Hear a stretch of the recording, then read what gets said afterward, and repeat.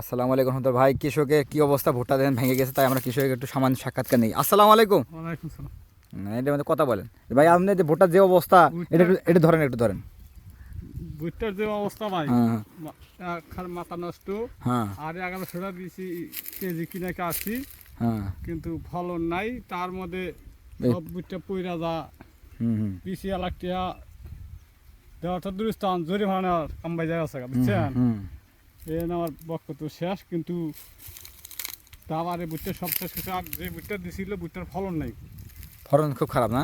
ফলন খুবই খারাপ। এবার কাজে তেলের যে দাম সেই হিসাবে তো আমার মনে হয় প্রচুর টাকা লস হয়ে যাবে। যে এটা তো বৃষ্টিতে আমার মনে হয় গ্যাস এসে গেছে না? হ্যাঁ, সব গ্যাস।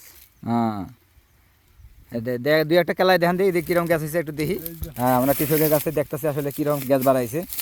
এই দেখেন ভাই, আসলে দেখেন, এই যে দেখেন, আরও দেখতেছে কৃষকের।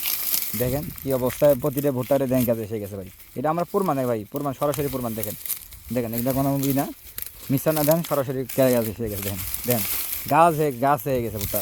দেখেন দেখেন, এই দেখেন প্রতিটা ভুট্টার এক অবস্থা। দেখেন দেখছেন ভাই, এই কৃষকে কী করবে ভাই? দেখেন এই কৃষকে কী করবে? দেখেন সব ভুট্টা তো পড়ে গেছে বৃষ্টিতে, তুফানে। এখন দেখেন গ্যাস এসে গেছে, কেমনে কী করবে কোনো? দেখেন এই দেখেন যে ভুট্টা কেলাইতেছে, দেখেন কী অবস্থা।